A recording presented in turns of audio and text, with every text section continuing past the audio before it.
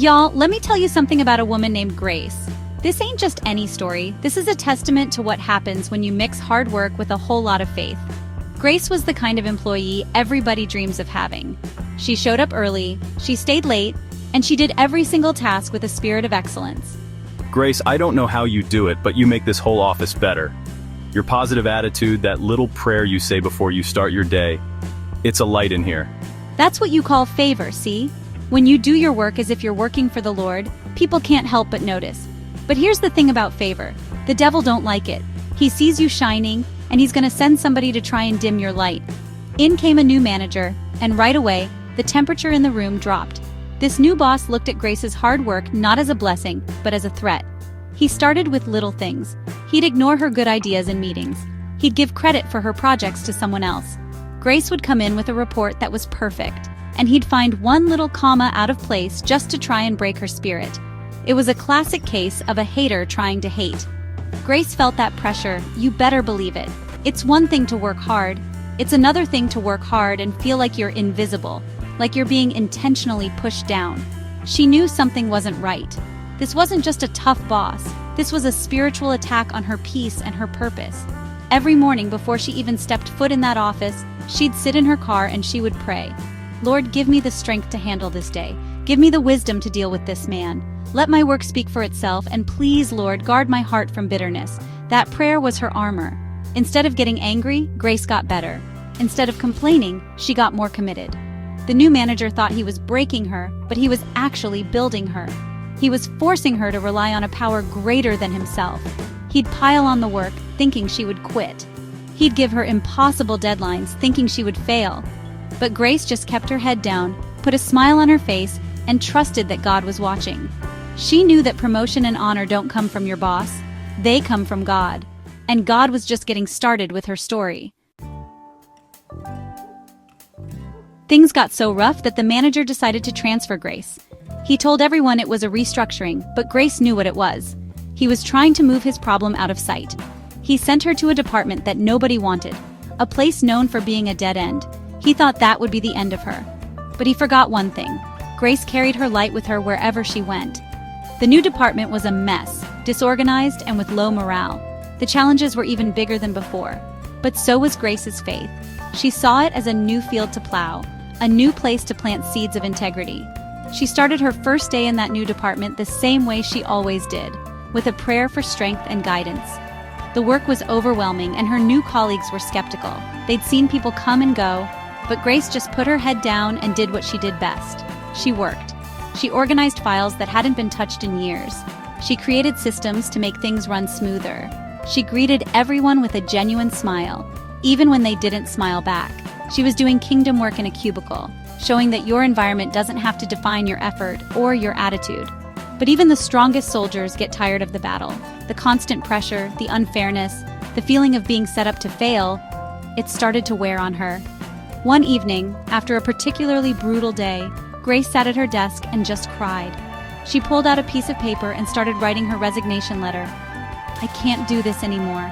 I've given my all, and it's not enough. She was at her breaking point, ready to walk away from it all. She felt defeated, thinking that maybe the haters had finally won this round. Right when she was about to give up, a miracle walked by her desk. Grace, I know your work. My department has been benefiting from your reports for years. What's going on? Grace, through her tears, told him a little bit of what she was facing. He listened. Don't quit, we need you.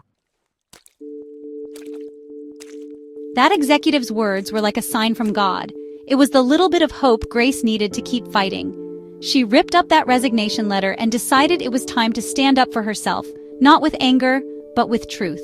The next morning, she scheduled a meeting with Human Resources. She walked into that office with her head held high, armed with documentation, emails, and a calm spirit. She didn't go in there to sling mud or to get anyone fired. She went in there to tell her story and to stand on her principles of right and wrong. She laid it all out for the HR representative. She explained the unfair treatment, the manipulation, and the constant attempts to undermine her work. She spoke respectfully, but firmly. I am not asking for special treatment. I am just asking for a fair chance to do my job, the job I was hired to do, without being sabotaged. I believe in working with integrity, And I believe the company should operate with integrity too. Speaking your truth, especially to power, takes a different kind of courage. It's the kind of courage that comes from knowing you're standing on solid ground. Of course, the manager got wind of her HR visit and he was furious. His next move was pure pettiness. He assigned her the most demeaning work he could find, organizing the dusty, forgotten supply closet. A job for an intern, not a seasoned professional. He thought he could humiliate her into quitting. He wanted to make her feel small, to punish her for speaking up. He walked by the closet, expecting to see her angry or defeated. But you know what he saw instead? He saw Grace in that dusty closet, humming a gospel tune. She was organizing those supplies like she was preparing a presentation for the CEO. She labeled every box. She created an inventory sheet. She cleaned the shelves. She was doing that small, demeaning job with the same spirit of excellence she applied to everything else. She wasn't working for the manager, she was working for God. And when you work for God, there are no small jobs. There are only opportunities to shine your light, whether it's in the boardroom or in the supply closet. That sight, that simple act of faithful work, started to chip away at that manager's hardened heart.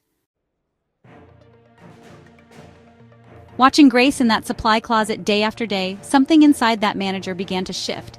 He couldn't understand it. He had thrown everything he had at her. He ignored her, he overloaded her, he transferred her, he humiliated her, and nothing worked. Her faith was unshakable. Her commitment was unbreakable. Her spirit was something he had never seen before. He started to see that her strength wasn't a threat to him. It was a challenge to him. It challenged him to be a better leader, a better person. He saw that true power wasn't in tearing people down, but in building them up. Quietly, she deserves better than this. Maybe I need to rethink how I lead. One day, he quietly arranged for her transfer back to a prime department. But this time, it wasn't a punishment. It was a promotion. He recommended her for a leadership role, telling the executives that she was the most resilient and principled employee he had ever met. Grace's integrity had not only saved her job, but it had also started to change the heart of her biggest adversary. God took the very person who tried to bury her and made him the one to lift her up. That's how God works, y'all. He can turn your greatest enemy into your footstool. A few weeks later, Grace was sitting with her friends, sharing her testimony over a cup of coffee. They were amazed at her journey. How did you do it, Grace? How did you not just curse him out and quit? Grace just smiled and took a sip. First, you gotta know your work is a form of worship. Do everything with excellence, as if you're doing it for God, not for man. That keeps your standards high no matter how people treat you. She knew that her diligence was her first line of defense. Second, you have to set boundaries and be willing to stand up for yourself. Pray for courage and then use your voice. Go to HR, speak your truth, but do it with respect. You can be firm and faithful at the same time. Finally, she leaned in and said, And most important, you have to pray without ceasing and trust that God is in control. Even when you're in the supply closet of life, He is working things out for your good. He will make a way when there seems to be no way. He'll turn your test into a testimony and your mess into a message. Thank you for watching. Have you been blessed by this story? Please subscribe and share with someone who needs the word today. Do you have a blessed day?